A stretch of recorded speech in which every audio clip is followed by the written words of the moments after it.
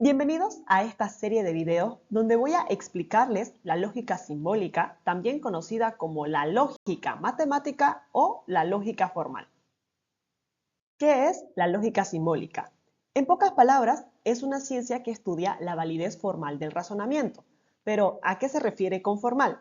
Bueno, existen dos tipos de lenguaje, el lenguaje natural y el lenguaje formal. El lenguaje natural es el que nosotros hablamos en el día a día y este está acompañado de sentimientos e interpretación. Como por ejemplo, si nosotros vemos un amigo un poco diferente y le preguntamos si está bien y él responde que sí, pero tiene pocas ganas, nosotros ya podemos identificar que él no está del todo bien. Ahora, el lenguaje formal es un tipo de lenguaje que es utilizado en la lógica y en las matemáticas para expresar ideas de manera precisa y sin ambigüedades. El lenguaje formal sigue reglas estrictas de sintaxis y semántica. Por otra parte, ¿qué es el razonamiento? Es cuando nosotros obtenemos un nuevo conocimiento al que le llamamos la conclusión y este conocimiento lo obtuvimos a partir de relacionar conceptos previos a lo que le llamamos premisas. Una vez entendido esto, podemos continuar con las proposiciones. ¿Qué es una proposición? Es toda expresión verbal o escrita cuyo significado tiene sentido afirmar que es verdadero o falso. Quedará más claro si lo hacemos con unos ejemplos. 2 es un número primo. Esta expresión de aquí tiene sentido si yo digo que es verdadera o que es falso. O por ejemplo esta otra, negativo 3 al cuadrado es igual a 9. Yo puedo decir que esto es falso o que esto es verdadero y va a tener un sentido. Bolivia tiene 9 departamentos. De la misma forma, tiene sentido que yo niegue o afirme esta expresión. Básicamente estos tres sé que son proposiciones porque cumplen con el principio de no contradicción, que esto quiere decir que no puede ser verdadero y falso simultáneamente. O sea, o es verdadero o es falso, pero jamás va a tener un tercer valor. Esto no ocurre con las siguientes expresiones que no son proposición. Por ejemplo, si yo pregunto ¿qué estudia? Esto no es una proposición, ya que yo estoy esperando diferentes respuestas. Él estudia sistemas, informática o alguna otra carrera.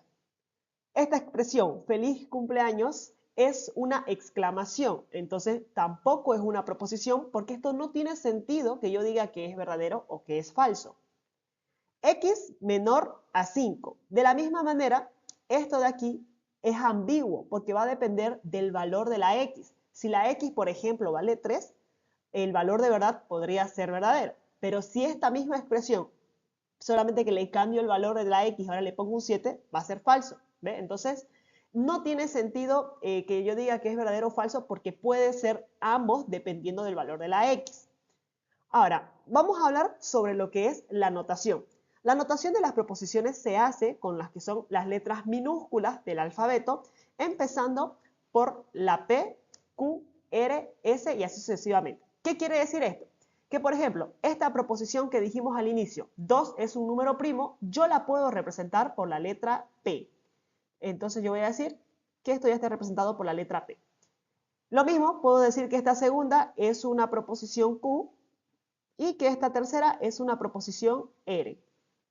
Y básicamente es eso.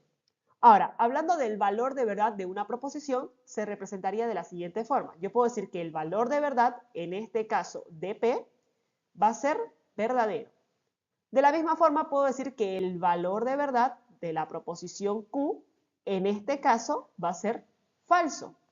Y lo mismo con el valor de verdad de R. En este caso, también puedo utilizar la letra T, que en inglés vendría a ser true.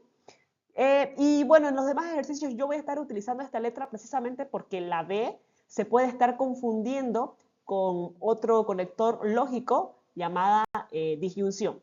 Pero lo veremos en los próximos videos. Bueno, siguiendo con las proposiciones, se clasifican en dos tipos. Simples, también llamadas atómicas, y las compuestas, también llamadas moleculares. Una proposición simple es aquella que dentro de sí no incluye a otra proposición, como por ejemplo, María es enfermera, o también Carlos es futbolista. Ambas son proposiciones simples.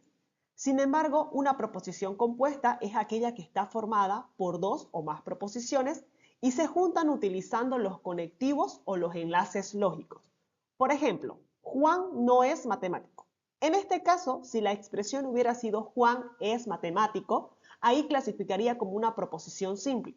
Pero el hecho que esté de forma negada y decimos Juan no es matemático, ya la hace clasificar como una proposición compuesta. Otro ejemplo podría ser Carlos trabaja y Juan estudia. En este caso, sí se ve claramente las dos proposiciones simples. Una proposición simple es Carlos trabaja, otra proposición simple es Juan estudia, y vemos que ambas están conectadas por este conector lógico llamado y. Pero de esto veremos ejemplos más adelante. Antes de finalizar, quiero hacer una pequeña aclaración sobre qué es proposición y qué es premisa. Una proposición ya sabemos que es una declaración que tiene sentido decir que es verdadero o que es falso. Mientras tanto, una premisa es una proposición que se utiliza como base para llegar a una conclusión. Básicamente, las premisas son afirmaciones que se aceptan como verdaderas dentro del argumento y se utilizan para justificar nuestra conclusión. Eso es todo por el video de hoy. No olviden suscribirse y si les fue útil, darle me gusta.